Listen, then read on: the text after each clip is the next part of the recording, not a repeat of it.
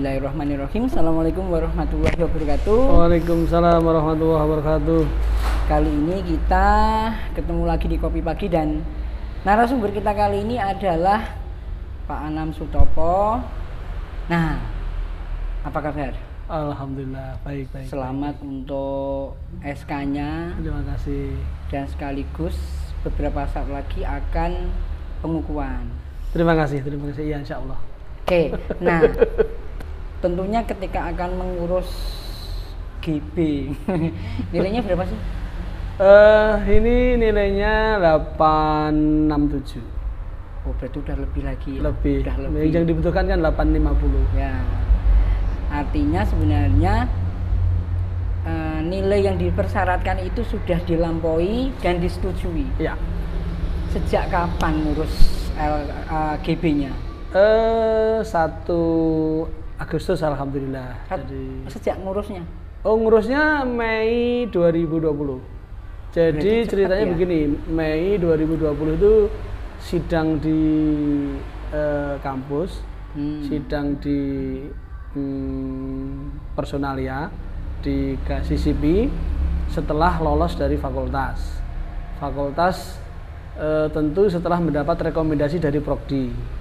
Dari situ kemudian dari CCP personalia itu dibawa ke Majelis Guru Besar UMS. Majelis Guru Besar menyetujui, tidak ada masalah, dibawa ke sidang Senat UMS. Baru ke LL Dikti ke Jakarta. Jakarta turun. Kira-kira 1 tahun lebih 2 bulan lah. Ya, ternyata memang prosesnya memang tahapannya ketat ya, iya. Karena memang harus diverifikasi berlapis ya, karena tidak mau abal-abal nanti. Yang ke 101. Saya kalau di LL Dikti ke 101. Kalau di UMS 31. Oh, 31. Kalau dari Jakarta mungkin sudah ribuan ya, kan guru besar kita itu 5.000 sekian kalau enggak 9.000-an. Jadi masih di bawah 10.000. Jawa Tengah itu berurut ya. Terus habis Pak Anam, Bu Farida sama Pak Heri, Unified ya. Mungkin. Iya, jadi habis dari UMS itu langsung ke Unified. Nah, Prof Zen itu bilang gitu. Oh, Prof Zen. Dan kemarin ngasih sulapan selamat, terus saya rekam gitu. Ya, Prof Zen itu memang punya program untuk mendongkrak guru besar, teman-teman di LDG Nami guru besar ya. Nah, itu pemimpin yang hebat itu kayak gitu. Ya. Bukan kalau mau naik malah dipenggak ya. Iya, malah dihambat enggak. Justru diakselerasi. Tidak hanya guru besar, termasuk asisten ahli itu menjadi konsennya Prof Jen selaku kepala LDG itu untuk segera di SK-kan. Masa dosen belum punya jabatan fungsional, masih tenaga pengajar? Prof Jan ikut prihatin kalau itu terjadi. Oleh karena itu minimal ya asisten ahli harus ada di tangan. Selain itu juga akan memperburuk akreditasi. Ya, karena memang jabatan fungsional yang terendah itu sebenarnya asisten ahli, bukan tenaga pengajar. Teman-teman biar tahu kayak apa sih sebenarnya. Sebentar, saya tanya dulu, sebenarnya mengurus JFA dan spesial guru besar itu sulit nggak? Saya sendiri sebenarnya tidak ada bayangan ya, mimpi pun tidak. Sejak kecil memang saya cuma pengen jadi guru SD. Tetapi karena tuntutan profesi, ya karena tuntutan profesi aja. Jadi di perguruan tinggi itu dinamikanya tinggi. Kemudian ketika bergumul dengan teman-teman komunitas kegiatan-kegiatan ilmiah di akademik itu terpacu, dan kebetulan lingkungan saya itu lingkungan yang dimotori banyak guru besar, sehingga mau tidak mau keterpancingan atau ketermotivasian untuk mencoba mengurus guru besar itu ada. Jadi saya itu untuk menjadi guru besar itu melalui asisten ahli itu saya peroleh tahun 1999. Kemudian tahun 2001 saya maju ke lektor. Kemudian 2009 itu saya sudah lektor kepala. Kemudian 2009 rektor kepala, perjalanannya 10 tahun kemudian saya baru mengurus guru besar ini. Kalau berat dan tidaknya sebenarnya tergantung kita sendiri, karena syarat utama yang paling menjadi beban itu tidak mudah diperoleh. Dokter dan jurnal internasional. Ya, jadi jurnal internasional bereputasi, apalagi sekarang itu SCR-nya 0,25, harus menyertakan komunikasi dengan editor. Itu memang menjadi syarat khusus yang satu pemikiran tersendiri. Tapi kebetulan ketika saya mengajukan itu, saya sudah memiliki 12 jurnal bereputasi Scopus, sehingga di antara 12 itu harapan saya ada yang lolos. Ternyata memang iya. Lolos semua? Kan syaratnya yang satu. Jadi kita punya berapapun, yang dijadikan syarat utamanya satu. Yang mana yang paling bagus, yang paling lolos itu. Yang paling berat ketika ngurus GB apa? Yang paling berat ketika ngurus GB itu yang pertama berhadapan dengan external reviewer. Jadi ketika kita berhadapan dengan external reviewer itu kita harus, kalau internal reviewer masih mungkin secara psikologi sosial ada kedekatan secara keilmuan. Tapi kalau udah external reviewer itu kita juga ada beban juga, jangan-jangan jurnal saya tidak masuk nominasi gitu. Kemudian ketika penelitian di Jakarta. Nah, reviewernya kemana siapa? Boleh disebut nggak? Kalau reviewer saya kebetulan bidang saya linguistik penerjemahan ya Prof. Nababan. Jadi dari 11 Maret. Prof. Nababan kebetulan dosen juga, dulu ya? Dosen? Ya, dulu dosen saya. Terus? Dulu dia dari Australia. Ya, ketika dengan kan ada 41 jurnal. Itu kan nggak mudah. Menilai seperti itu butuh waktu. Satu jurnal itu kan ada 12 sampai 15 halaman, bahkan ada 17 halaman, dibaca satu persatu kan kita menantinya juga lama. Kemudian nanti kalau ditanya hal-hal terkait dengan keredaksian, terkait dengan bukti fisiknya seperti apa, jurnalnya, linknya, SSN-nya dan sebagainya, kita harus siap juga. Itu untuk yang external reviewer. Tetapi ketika sudah masuk sistem di LLDikti, itu berhadapan lagi dengan external reviewernya LLDikti. Itu tidak berhadapan, sehingga tidak berhadapannya karena pandemi atau memang ya karena by system. By system. Jadi sistem komunikasi si Jago Jawa Tengah itu, ya LLDikti Jawa Tengah itu yang memberikan jalan untuk mediasi antara penilai dengan yang dinilai. Lolos dari, kalau di LLDikti langsung lolos ya, karena kebetulan yang saya usulkan itu cukup signifikan, 1329. Tetapi dari LLDikti itu terpotong hampir 200. Terpotong? Kenapa kepotongnya? Ya kan penilainya kan. Jadi penilai internal, penilai eksternal dari Solo itu terkumpulkan kira-kira ya 1329. Masuk ke LLDikti, informasi masuk Jakarta tinggal 1130 sekian. Berarti masih cukup? Masih cukup, karena 850. Kemudian masuk Jakarta, penilaian informasi yang kita terima berhasil di 956. Ternyata ketika turun 867. Tetapi masih di atas 850. Nah, yang paling berat bagi saya adalah meyakinkan reviewer terkait dengan jurnal internasional itu. Karena kebetulan saya diminta untuk audiensi dengan external reviewernya, itu Prof. Abdul Hamid dari UPI. Jadi kebetulan saya masuk yang kategori audiensi. Sehingga saya harus meyakinkan reviewer bahwa jurnal saya tidak ada masalah. Di Jawa Tengah sendiri yang di bidang linguistik sudah ada berapa ya? Kalau di Jawa Tengah belum banyak. Belum? Linguistik itu belum banyak. Berarti spesifik itu ya? Kalau di penerjemahan baru ada 4. Nah, apa sih sebenarnya penerjemahan itu apa sih?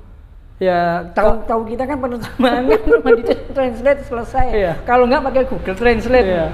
Sebenarnya dunia penerjemahan itu ada sejak manusia itu ada juga, sejak punya kendala berkomunikasi baik verbal maupun non verbal. hadirnya penerjemah, interpreter maupun kalau sekarang zamannya digital itu masuk ke subtitler dan dubber kan. Jadi kalau kita lihat media itu sekarang lebih terkenal dengan dubbingnya atau dengan subtitlingnya. Nah, tapi kalau di dunia pendidikan atau di dunia nyata awal di dunia kehidupan itu kan tergantung penerjemahan lisan maupun tulis kan. Kalau lisan bentuknya, kalau tulis bentuknya buku atau printed material, tapi kalau lisan bentuknya interpreter kan, penerjemah lisan. Yang bahkan presiden kita dari tahun ke tahun juga membutuhkan seorang penerjemah untuk ketika bertemu dengan pimpinan dari luar negeri. Sebenarnya penerjemahan itu merupakan linguistik terapan. Penerjemahan itu memberikan menjadi alat bantu bagi orang-orang yang berkomunikasi tetapi memiliki kendala perbedaan bahasa. Jadi itu bahkan kalau kita lihat sendiri, kita sebagai warga muslim Indonesia itu berapa warga muslim? Mungkin miliaran ya. Yang tahu isi kandungan Al-Quran itu berapa persen yang langsung bahasa Arab? Itu saya bisa pastikan 85% lebih atau bahkan 90% itu karena terjemah. Karena penerjemahannya tahu kandungan arti Quran. Kajian-kajian di halaqah maupun di mana-mana juga mengkaji antara bahasa Arabnya dengan terjemahannya, sehingga lebih banyak mereka terbantu dengan terjemah itu. Jadi Jepang sendiri itu menjadi superpower dalam hal teknologi itu bukan karena kebanggaan bahasa Inggrisnya. Orang Jepang nggak bisa bahasa Inggris, tapi di sana ada semacam kementerian atau setara di dalamnya yang terkait dengan penerjemahan. Sehingga Jepang itu bangga defense terhadap budaya bangsanya dan menjadi superpower dalam teknologi. Apa aja teknologi di Jepang ada, termasuk robot. Tetapi mereka bukan tipikalnya mengagung-agungkan bahasa asing. Justru mereka tidak suka dengan bahasa asing. Mereka suka dengan bahasa Jepangnya sendiri, tetapi mereka menggunakan sistem bantuan terjemahan. Oleh karena itu semua yang berbau teknologi diterjemahkan di dalam bahasa Jepang. Cina sendiri juga demikian, menjadi superpower dalam perdagangan. Itu bukan orang Cina pintar bahasa Inggris atau bahasa internasional yang lain.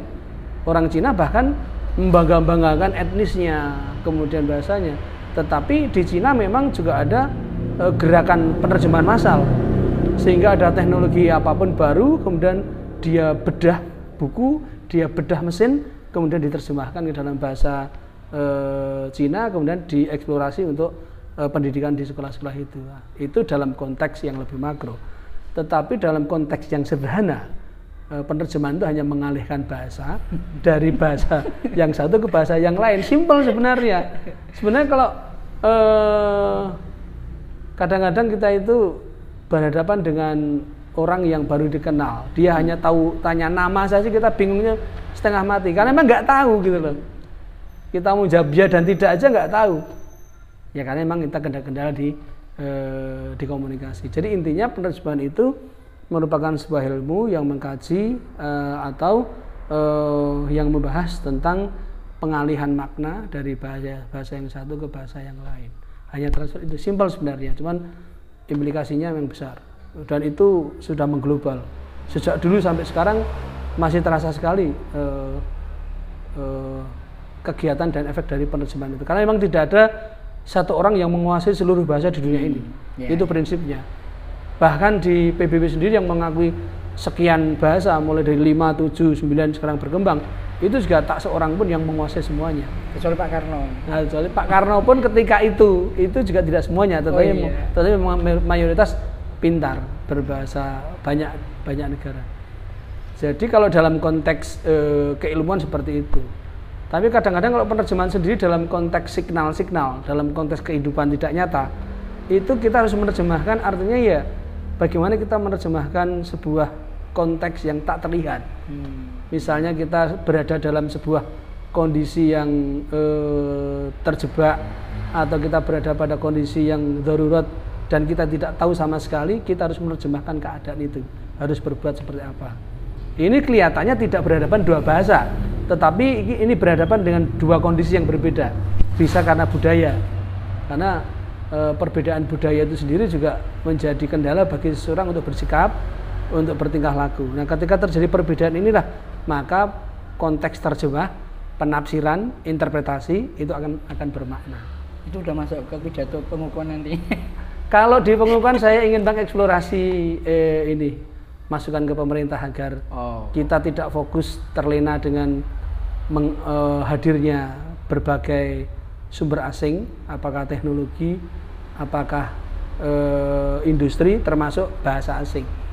Nah, kita boleh tidak menutup hadirnya bahasa asing, silahkan belajar bahasa Inggris, bahasa Arab, bahasa Jerman, bahasa dia, tetapi hidupkan mediasi teman-teman yang lain itu dengan penerjemahan. Dari 270 juta rakyat Indonesia ini yang bisa menguasai bahasa asing berapa persen? Tidak lebih dari 10%. Karena akademisi kita itu berapa persen dari seluruh. Ini efek Google Translate ini. Loh ya, guru besar sendiri pun atau dosen-dosen senior sendiri pun itu hampir semuanya menggunakan penerjemahan. Minimal menggunakan Google Translate. Karena Google Translate memudahkan semua pihak, tidak hanya ilmuwan, pedagang, anak kecil pun menggunakan Google Translate. Artinya apa? Sebenarnya kehidupan penerjemahan baik melalui alat langsung maupun tidak itu diperlukan. Nah, saya akan rekomendasikan dalam pidato saya nanti agar pemerintah tidak tabu untuk membuat badan penerjemahan nasional, sehingga budaya-budaya yang ada di negeri kita ini tidak akan punah, tetapi justru akan kita jual ke negara yang lain. Tadi contohnya bahasa Arab itu orang Arab itu bisa mengekspor pemahaman religi itu melalui kegiatan penerjemahan. Berapa juta bahkan berapa miliar orang muslim di dunia ini tahu akan akidah, tahu akan ibadah, tahu akan kandungan Quran dan Sunnah karena terjemahan. Itu yang saya tonton. Jadi Jepang Al-Quran diterjemahkan ke dalam lebih dari ratusan bahasa di dunia ini. Iya, artinya apa? Artinya penerjemahan membantu menjadi mediasi orang untuk meningkatkan ibadahnya. Bridging ya? Bridging. Betul, sebagai bridging. Jepang juga saya katakan seperti itu. Bahkan, nah kita ini keunggulannya apa? Indonesia ini potensinya apa? Kita dari sisi teknologi jelas kalah. Mau dibanding dengan mana? Sesama ASEAN saja, kita selalu berkompetisi, tidak pernah jadi pemenang. Dari sisi ilmu pengetahuan, peneliti-peneliti kita juga 1-2 yang berhasil. Secara makro juga masih kita mengimpor ilmu dan pengetahuan. Dari sisi perdagangan juga demikian. Kita tidak lebihnya jadi konsumen, baik otomotif maupun non otomotif. Kita lebih banyak menjadi distributor, menjadi konsumen, tidak pernah menjadi produsen, tidak pernah menjadi orang yang mengekspor tentang itu. Nah, satu-satunya kelebihan yang kita miliki itu adalah budaya. Budaya ini aset bangsa. Kita itu punya sekian 17 pulau, kita punya sekian ribu bahasa, kita punya cerita rakyat yang jumlahnya banyak sekali, kita punya budaya-budaya aneka ragam yang sangat lengkap, dan itu kita anggap kelebihan kita dan jadi di budaya bangsa ini, dan itu jadi komoditas. Faktanya di Bali itu menjadi tujuan wisata internasional. Di beberapa tempat itu budaya bangsa menjadi benteng, dan keramahan kita itu sangat terkenal sampai di luar negeri. Keramahan bangsa Indonesia, gotong royongnya bangsa Indonesia, kekeluargaannya bangsa Indonesia itu sangat terkenal di luar negeri. Nah, itu yang kita miliki, budaya itu. Kalau itu nanti kita biarkan, maka pada titik tertentu akan jadi punah. Cerita-cerita rakyat, bagaimana Maleng Kondang, bagaimana cerita di Nusa Tenggara, di Papua, itu akan punah. Dipahami oleh orang kita saja enggak, apalagi secara nasional enggak ada suaranya kalau bandingkan internasional. Nah, kalau ada badan penerjemahan nasional, kemudian cerita-cerita rakyat yang menarik ini, si Kancil Nyolong Timun, si Ratu, si Maleng Kondang, atau cerita-cerita yang berbau edukatif itu diterjemahkan dalam bahasa Inggris, maka kita bisa mengekspor ke luar negeri. Dan cerita-cerita yang masuk ke luar negeri itu tidak tidak terinspirasi berbau teknologi aja, tapi juga berbau budaya bangsa Indonesia. Bagaimana kita itu bisa mengekspor budaya kita ke luar negeri? Salah satu caranya adalah dengan mediasi penerjemahan. Kalau ada badan penerjemahan yang disuplai materinya oleh pemerintah daerah, oleh ketua adat, oleh pemerintah pusat, atau oleh pemerhati-pemerhati dalam budaya, pemerhati-pemerhati dalam konteks ini, maka tidak ada alasan badan penerjemahan nasional ini akan memiliki misi tidak saja mempertahankan, tetapi juga mengenalkan ke luar negeri. Bagaimana peran akademisi kalau begitu? Kalau seandainya peran akademisi itu mungkin diperkuat misalnya.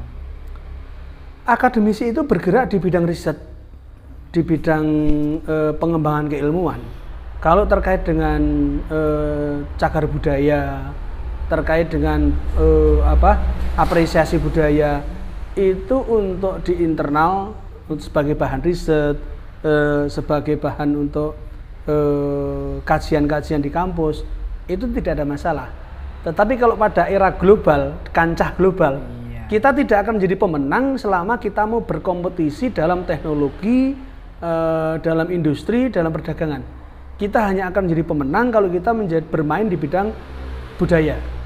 Jadi budaya bangsa itu jadi aset yang layak kita perhitungkan untuk kita jual ke luar negeri, untuk kita promosikan ke luar negeri, untuk kita perkenalkan ke luar negeri. Bukan berarti nggak ada dampak.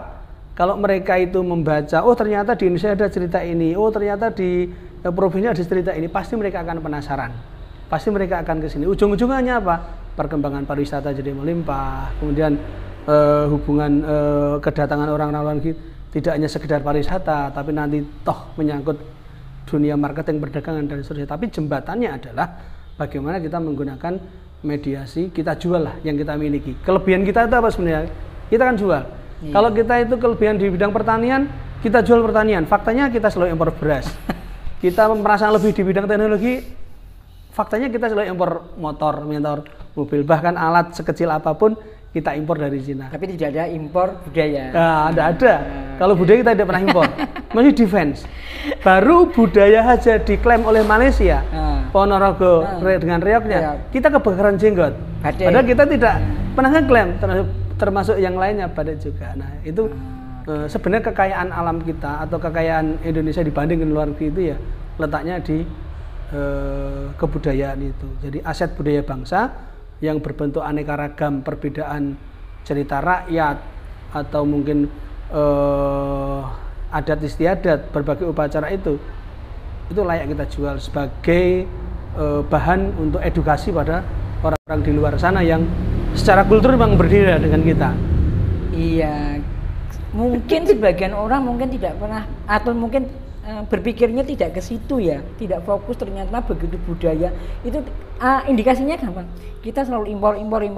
Ternyata yang tidak pernah impor budaya. Kenapa ini tidak difokuskan, tidak dimanfaatkan semaksimal mungkin gitu ya? Ya karena kalau lagi lewatnya translation, lewat penerjemahan. Kalau itu kita terjemahkan dalam bentuk digital, dalam bentuk print out buku, kemudian kita kirim duta bangsa. Saya yakin kok buku-buku itu, cerita-cerita rakyat itu, aneka ragam perbedaan budaya yang kita miliki itu minimal akan terdokumentasikan dengan bagus dalam bahasa asing maupun bahasa nasional. Apa menurut Pak Anam di Indonesia itu belum ada yang mungkin berpikir seperti itu gitu? Kita masih parsial. Jadi di kampus itu hampir semua jurusan bahasa itu memiliki mata kuliah penerjemahan. Tetapi kepentingannya untuk pembelajaran. Bukan untuk eksplorasi. Dan mahasiswa kepentingannya nilai. Kemudian kita juga punya banyak penerbit yang interest dengan menerbitkan buku-buku penerjemahan. Tetapi ujung-ujungnya bisnis. Yang dia terjemahkan adalah yang dari asing, Khalil Gibran, kemudian yang bestseller yang berbau manajemen, berbau teknologi itu dia terjemahkan besar-besaran untuk dikonsumsi oleh masyarakat kita. Itu publisher penerjemahan. Kita juga punya pemerintah sendiri sudah menelurkan perundangan terkait dengan jabatan fungsional penerjemah. Tapi faktanya pemerintah belum merekrut penerjemah.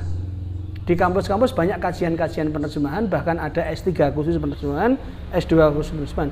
Gerakannya itu gerakan masih parsial. Jadi mood dari pemerintah itu belum sepenuh hati terbuka, belum sepenuh hati. Artinya masih berkutat pada bahasa. Ya, misalnya balai bahasa. Dari balai bahasa sendiri juga belum memiliki divisi penerjemahan yang skupnya adalah nasional. Karena kalau kita bicara negara berarti kan bicara nasional, bicara Sabang sampai Merauke, bukan bicara Jawa Tengah atau Jakarta. Dan cerita rakyat itu menyebar hampir setiap daerah. Mulai dari Aceh sampai Papua itu punya cerita daerah. Punya potensi budaya yang harus kita eksplorasi, kita tulis, kemudian kita terjemahkan, kita ekspor ke luar negeri. Nah itu menjadi tugasnya Badan Penerjemahan Nasional untuk melakukan kegiatan misi kemanusiaan seperti itu. Jadi apakah karena itu jenengan itu mengambil fokus ke translator? Ya, ketika saya kuliah memang penerjemahan itu saya geluti karena saya penasaran dengan pidato kenegaraan. Di mana di pidato kenegaraan itu tidak semua duta besar itu bisa bahasa Indonesia, sehingga mereka pakai headset atau pakai alat teknologi penyambung. Sehingga saya penasaran apakah pidato kenegaraan kita itu diterjemahkan ke dalam bahasa asing. Bayangan saya diterjemahkan dalam banyak bahasa, tetapi saya temukan hanya satu bahasa Inggris. Sehingga ternyata hanya dua bahasa Indonesia dan bahasa Inggris. Kalau bahasa Indonesia tidak perlu pakai alat, kalau bahasa Inggris pakai alat dengar itu. Tetapi ketika saya di Shanghai, ketika saya di Swedia, itu memang ketika ada event-event internasional itu mereka menggunakan 4 bahasa. Jadi mesin itu memiliki 4 channel, di sana ada 4 interpreter. Bahasa Inggris, bahasa Arab, bahasa Cina, Mandarin, sama bahasa Jerman. Ya. Kalau boleh tahu, besok pas pengukuhan kan ada 4 ya. Ya. Kalau boleh dibuka loh, siapa saja? Yang pertama itu Bu Profesor Kun Harismah PhD, karena dia menerima SK itu tahun 2019. Oh, sudah lama. Sudah lama. Karena datangnya pandemi, maka ditunda pengukuhannya. Kemudian yang kedua saya kimia ya? Kimia. Dia ilmu kimia. Yang kedua saya terima SK itu per 1 Agustus 2011. Tetapi mestinya ada berdua, tapi karena juga masih nuansa pandemi, kemudian kita kumpulkan dulu nanti setelah pandemi. Yang dua lagi? Yang dua lagi dari teknik mesin, itu yang satu Profesor Marwan Effendi, MT, itu juga dari teknik mesin, bidang ilmunya teknik mesin. Dia terima SK per 1 September. Kemudian yang terakhir Profesor Supriyono PhD, itu sama teknik mesin, dia terima SK-nya per 1 Oktober. Jadi nyaris ini SK terbaru. Semua dikukuhkan pada tanggal 13 November. Pada saat 2 penjenengan sama ibu tadi itu memang yang 2 itu sudah berpotensi akan turun? Ya, kita punya informasi bahwa secara PAK, hitung-hitungan angka kredit, tidak ada masalah. Hanya menunggu kapan itu ditandatangani Pak Menteri atau kapan prosesnya berlangsung. Tapi tidak ada kendala informasinya. Oleh karena itu Pak Rektor memberikan signal bahwa nanti aja kita lakukan sekalian 4 gitu. Karena juga saya bukannya pengukuhan itu kan juga walimatul ars yang penting kan SK-nya. Iya. Nah, kalau nanti pada saat pidato pengukuhannya jadi bergantian atau gimana kalau berempat ini? Ya gantian. Jadi esensi pengukuhan itu kan sebenarnya kalau dalam konteks akademik kayak semacam wisuda, pengakuan, rekognisi, promosi lah. Nah, kalau yang substansi kan SK-nya per TMT berapa jadi guru besar itu. Kalau terkait dengan pelaksanaannya besok, esensi dari sebuah pengukuhan itu kan pembacaan SK, pembacaan riwayat hidup, dan pidato pengukuhan. Nah, kemudian baru prosesi pengalungan samir. sebagai guru besar. Sama, besok ketika kita 4, yang pertama mungkin kita bacakan SK, kemudian kita buka profil yang bersangkutan beserta riwayat hidupnya. Yang ketiga diminta untuk membaca pidatonya, baru nanti bersama-sama 4 itu 3 dulu. Jadi setelah selesai kedua baca SK, profil dan CV, pidato lagi. Yang ketiga baca SK, pidato, profil dan pidatonya. Yang keempat baca SK, CV dan profil serta pidatonya, baru berempat-empatnya akan dikalungi samir oleh Pak Rektor. Secara substansi sama, yang membedakan di manajemen waktu. Kalau satu itu mungkin bolehlah pidato setengah jam tentang mimpi-mimpinya sebagai guru besar ke depan, riset yang akan digeluti, ataupun dia ingin berpidato apapun yang ingin diuntarkan, baik secara keilmuan maupun secara pemikiran ya. Tetapi karena ini 4 ya paling kita batasi 1 orang 10 menit lah misalnya gitu. Jadi nggak segini. 10 menit, 5 menit untuk pidato, 5 menit ucapan terima kasih. 5 menit untuk ucapan terima kasih, 3 menit untuk tertawa, 2 menit untuk menangis. Sudah diprogram. Saya sebenarnya nggak mau ngomong itu, ternyata malah udah diomongin. Itu hanya kebiasaan, karena saya sendiri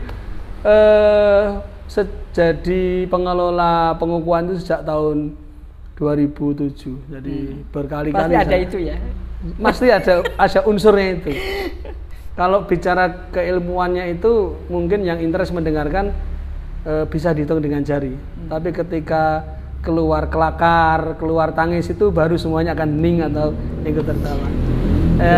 Itu rasa syukur lah. Itu kebiasaan, tapi juga ada yang tanpa itu juga ada. Iya. Itu hanya pola yang biasa ada. Tahu dikabari yang pertama itu dari siapa? Kalau SK-nya akan turun? Kalau informasi dari Jakarta. Oh langsung? Langsung dari koordinatornya. Kebetulan saya kenal dengan yang bersangkutan dan hubungan dengan UMS sudah baik. Jadi informasi itu selalu kita peroleh yang terdepan. Kalau ada masalah itu dapat informasi, kalau lancar juga dapat informasi. Justru kami langsung mendapatkan dari Jakarta. Kalau yang lain mungkin Jakarta ke LLDikti baru ke perguruan tinggi baru ke yang bersangkutan. Tapi kalau saya pribadi kebetulan langsung dari akses dari Jakarta. Waktu pertama dengar itu terus gimana perasaan? Iya sujud syukur lah. Terlintas saja enggak ada, mimpi juga enggak. Ngalir aja ya? Iya. Enggak bisa bicara waktu itu. Lah gimana? Terus gitu. Terus lebih dahulu ngerti Pak Anam atau Pak Rektor? Saya. Oh iya? Saya. Terus ngabari Pak Rektor? Iya. Pak Rektor gimana tanggapannya waktu itu? Pak Rektor ya karena memang memotivasi sejak awal, ya dia mengucapkan syukur juga. Alhamdulillah akhirnya ada kabar bagus. Home base-nya sekarang gimana? Kalau home base saya di pendidikan dasar sekarang. Pendidikan dasar? Pendidikan dasar, pendas itu. Jadi di magister pendidikan dasar. Masuk UMS tahun berapa? Secara formal sebenarnya saya masuk bergabung itu tahun 99. Tapi secara non formal saya sudah masuk menjadi pengajar atau sebagai dosen itu 95. Jadi, asisten atau dosen biasa? Waktu tidak masih tetap S1 ya, itu. masih S1. Dan kebetulan waktu itu memang menjadi dosen tidak tetap. Dunia ngajar-mengajar saya dari SMA 98, 99 itu baru bergabung secara formal. Artinya TMT kerjanya mulai 1 Agustus 98 itu. Apa asiknya jadi dosen? Apa ya, dosen itu sakdus, saksen. Dosen itu ya, ngomong sendiri dinamikanya tinggi. Dosen itu asiknya itu kalau suka loh ya, asiknya adalah pengembangan ilmu sama dinamika perjalanan profesi. Karena dosen itu dituntut untuk selalu berhadapan dengan mahasiswa, dituntut untuk selalu update materi dan dinamika pembawaan, dinamika pengajaran itu harus berbeda dan harus selalu ada inovasi. Berbeda dengan ketika saya masih jadi guru SMA, bahkan guru SD, itu kan masih ada kayak terlintas double quote monotonnya. Pokoknya berangkat pagi jam 7, pulang jam 1, kalau perlu bawa pedoman buku 1 selama hidup mengajar selesai. Kalau di perguruan tinggi nggak bisa seperti itu nggak berlaku. Kadang kalau kita di depan kelas capek, sakitnya bisa sembuh ya. Iya, kalau di depan kelas itu kita interaksinya, dan kita interaksi di depan kelas itu dengan mahasiswa, dan siswa itu sudah lolos dari SMA, sehingga mereka pemikirannya sudah berbeda dengan anak SMA. Kemudian kalau jurnalnya sudah ada berapa?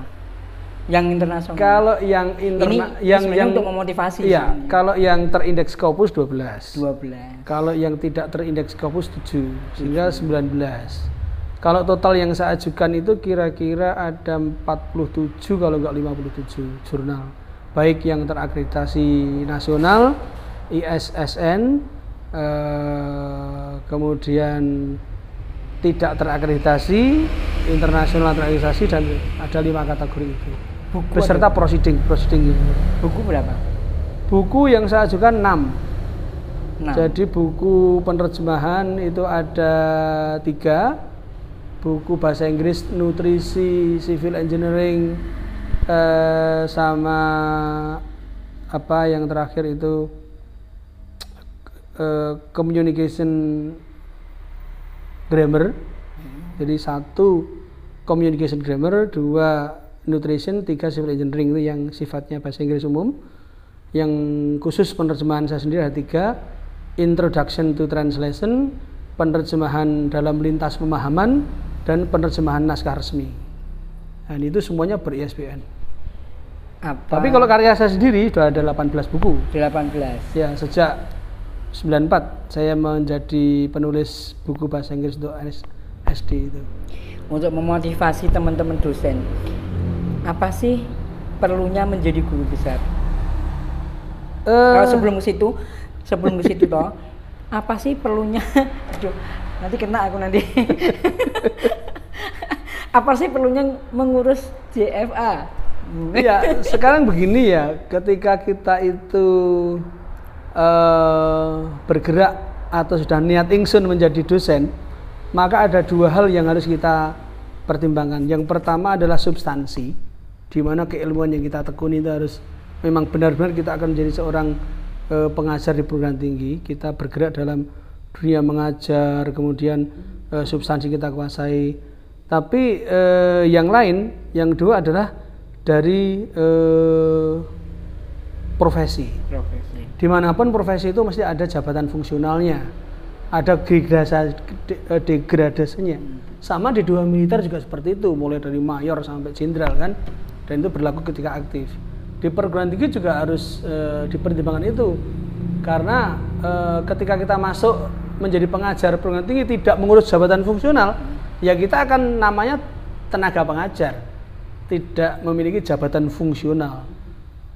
Tetapi ketika kita sudah mulai mengurus jabatan fungsional, baik asisten ahli, lektor kepala maupun guru besar, itu kita sudah secara secara profesional legalitas itu kita bisa memang memiliki jabatan fungsional sebagai tenaga edukatif di perguruan tinggi, dan itu diakui. Nah, ini masalahnya kan, maaf tanpa ada maksud om, biasanya perguruan tinggi kecil-kecil itu kan pada males ngurus jabatan akademik. Ya karena mungkin gajinya naiknya nggak seberapa gitu. Nah, ini untuk memotivasi Anda bahwa ternyata JFA ini penting, sampai lektor kepala itu masih bisa diraih ya. Iya. Nah, sekarang apa perlunya, sekarang apa hebatnya kalau ngurus guru besar? Iya. Seorang dosen atau karir seorang dosen di perguruan tinggi, karir tertinggi seorang dosen di perguruan tinggi, jenderal. Itu ya jenderal, itu ya guru besar. Jadi ketika kita sudah menggeluti dunia perguruan tinggi menjadi dosen, maka kalau kita mau meraih karir yang tertinggi sebenarnya guru besar. Karena guru besar itu melekat kebebasan akademik, melekat di dalamnya keilmuannya, sehingga kepakarannya terakui, kemudian pendapat-pendapatnya itu dianggap saintifik, sehingga memang seorang guru besar itu menjadi penghargaan tertinggi atau karir tertinggi seorang dosen. Kalau di militer jenderal lah seperti itu. Sehingga ketika perguruan tinggi itu memiliki sebuah guru besar, ya pasti dia mumpuni dalam ilmunya. Dia juga menjadi kebanggaan di perguruan tinggi tersebut. Jadi guru besar itu menjadi simbol dari seorang ilmuwan. Kredibilitas seseorang itu mendongkrak juga institusi. Iya. Jadi ada manfaat personal, ada manfaat kelembagaan. Ya tapi kalau memang orientasinya memang orientasi ke penghasilan dalam tanda petik ngajar, apalagi PT-PT kecil yang tidak ada dana riset, yang tidak ada dana pengabdian, adanya dana mengajar, ya mungkin ada faktor malas untuk mengurus. Tapi ini akan membuat dirinya berada dalam tempurung. Dia tidak akan besar di luar, tapi tetap akan besar di tempurung itu sendiri. Dia seperti katak dalam tempurung, artinya dia hanya asik melakukan pengajaran, asik gojek dengan mahasiswa, asik dengan keilmuan yang dimilikinya. Dia lupa bahwa untuk pengembangan ilmu itu hanya bisa dilakukan dengan riset. Dan riset itu bisa mengembangkan ilmu yang ditekuninya. Untuk pengembangan ilmunya itu hanya lewat pengabdian. Jadi pendalaman sama pengamalan itu dua hal yang menjadi follow up dari pengajaran yang kita lakukan. Ujung-ujungnya memang implementasinya di pendidikan, tetapi untuk mengembangkan itu harus by research, untuk mengabdikan, untuk pengabdiannya itu untuk mengamalkannya itu by pengabdian, dan untuk penerapannya itu memang di dunia ngajar mengajarnya. Dan itu siklus ketiga-tiganya itu tidak bisa dipisahkan, karena memang di perguruan tinggi itu istilahnya memang tridharma perguruan tinggi, itu kan seperti itu. Padahal semakin ke atas jam ngajarnya makin dikit ya, ke bawah jam ngajarnya makin banyak. Jadi kalau Anda jabatan akademiknya masih rendah, nganti dengkek itu ngajarnya nggak akan dapat gaji banyak itu. Ya apresiasi rekognisi juga beda. Jadi misalnya kita diminta jadi narasumber atau kita diminta menjadi dosen tamu, penghargaannya juga beda. Ketika kita ngoreksi pun juga beda. Jadi implikasinya panjang. Sama-sama riset juga dana fundingnya juga beda. Artinya memang semakin tinggi itu juga semakin tinggi malaikatnya, semakin tinggi syaitannya. Artinya kalau dari sisi karir memang sudah guru besar itu yang menjadi impian setiap dosen sebenarnya. Intensitas yang paling tinggi sehari-hari apa? Kalau saya pribadi masih berkutat sebagai akademisi ya. Ngajar, meriset sama ngajar, riset sama kegiatan-kegiatan akademik. Kebetulan saya juga bergerak di Ban PT, di Lamdik, kemudian juga masuk satu tim jadi Dewan Smart City. Ini diminta oleh Kepemkot untuk menjadi juri lomba agen perubahan, kemudian besok itu menjadi ASN berprestasi.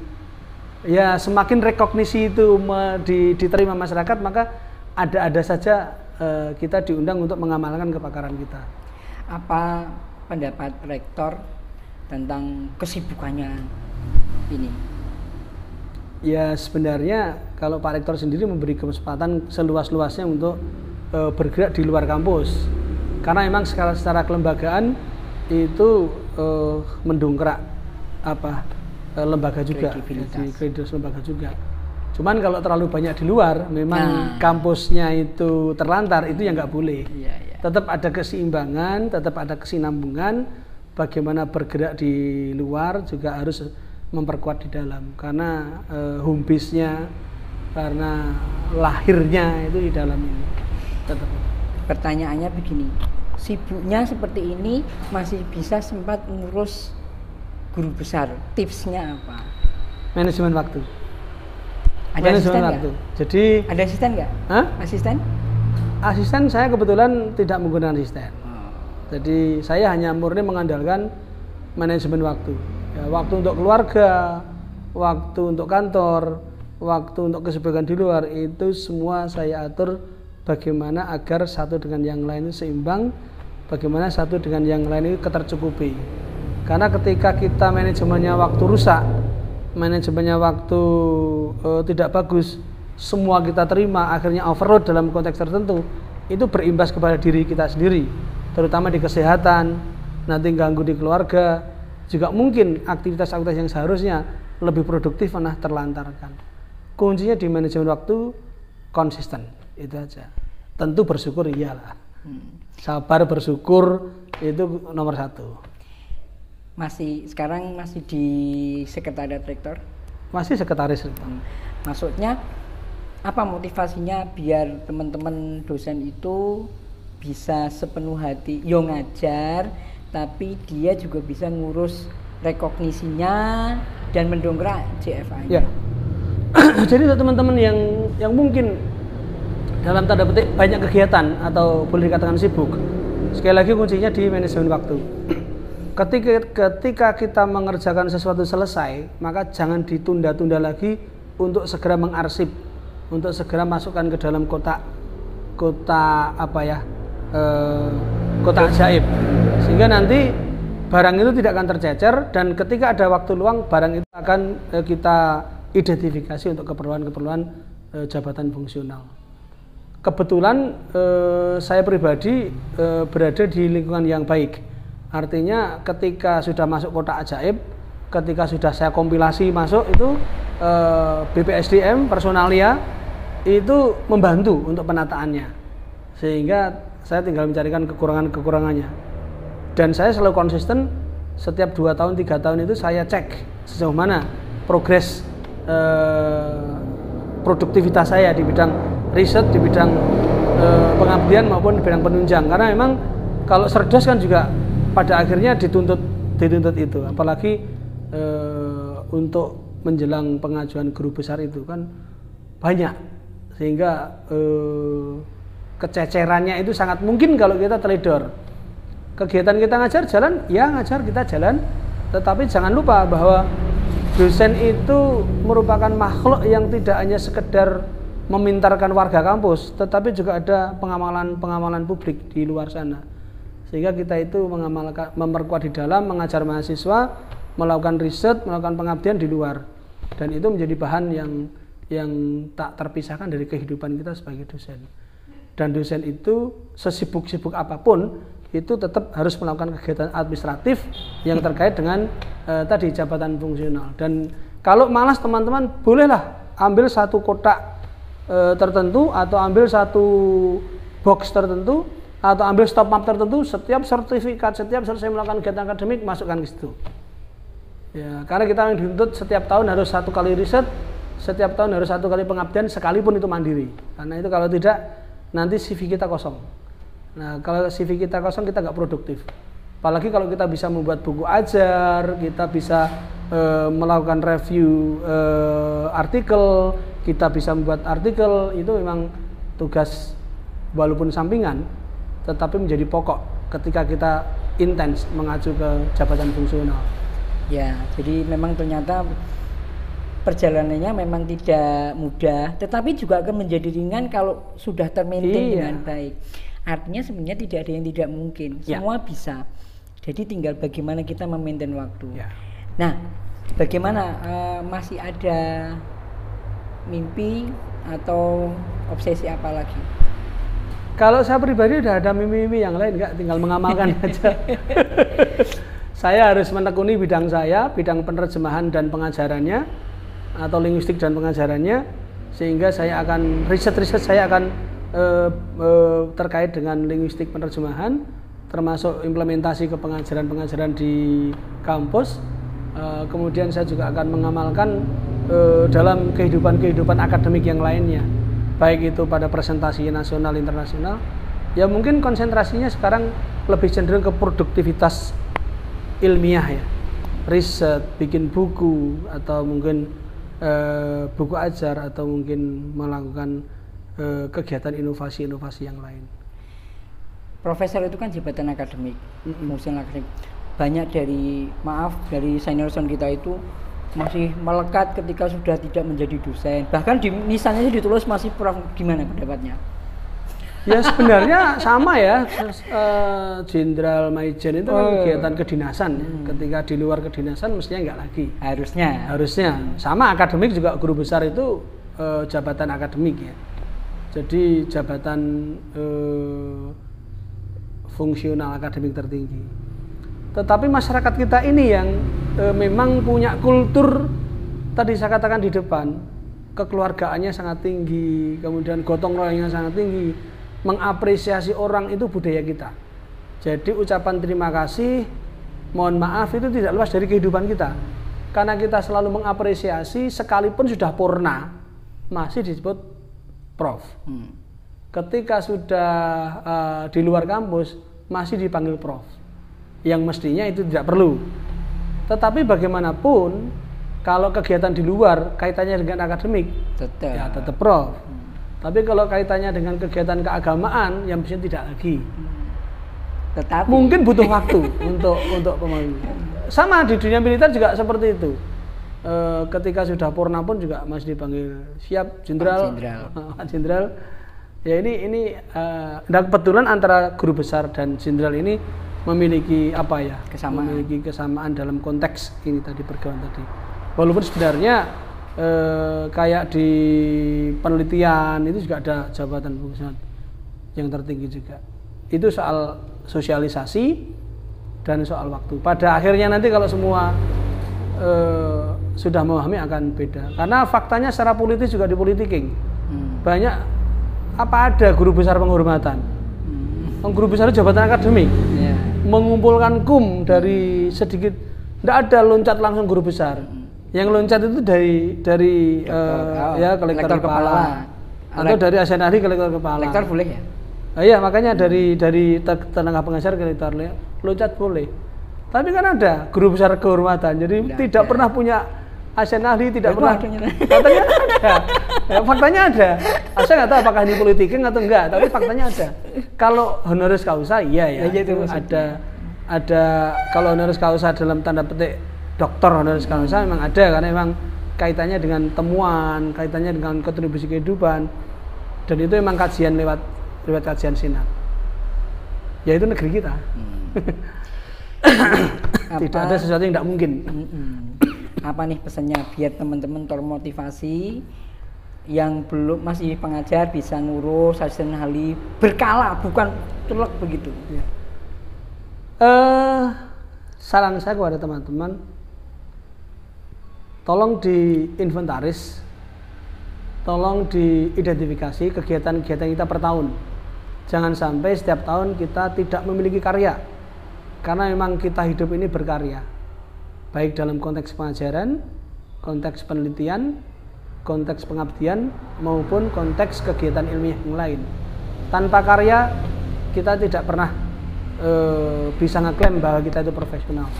Tanpa adanya karya yang kita buat, maka kita tidak akan bisa mewujudkan impian-impian ke depan, termasuk untuk pengurusan jabatan fungsional. Jabatan fungsional itu sebenarnya tidak susah kalau kita memiliki karya. Dari sekecil apapun kita kumpulkan, kita ikuti tahapan-tahapan seperlunya. Ketika belum masuk ke lektor kepala, ketika belum masuk ke asisten ahli, pada saatnya kumpulan-kumpulan karya itu akan mendorong kita untuk masuk ke asisten ahli. Apalagi karya kita itu melebihi over, maka itu bisa membantu kita untuk loncat jabatan. Dan ketika karya kita itu banyak, karya kita itu teridentifikasi, karya kita itu terdokumentasi, maka sangat mungkin akselerasi jabatan fungsional itu bisa kita lakukan. Tak terasa, dan termasuk guru besar. Guru besar sekarang ini memang pemerintah menggalakkan untuk pemerintah memberikan kesempatan secepatnya diurus guru besarnya.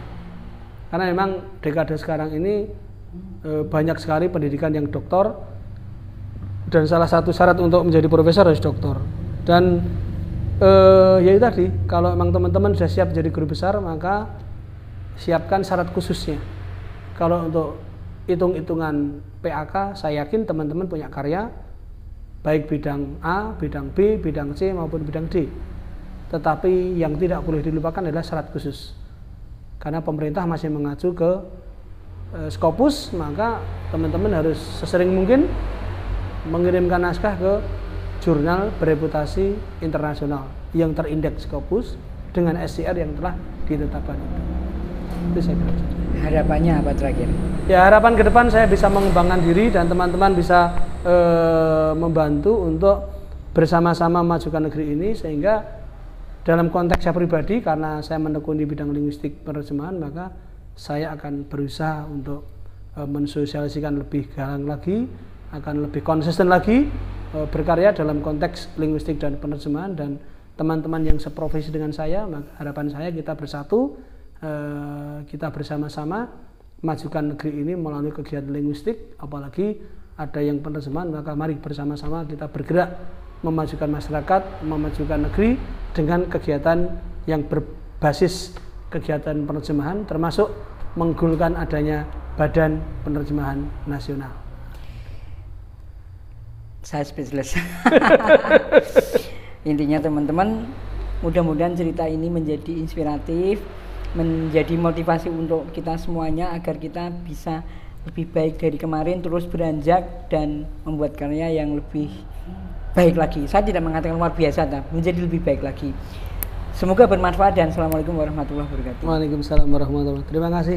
Bye-bye.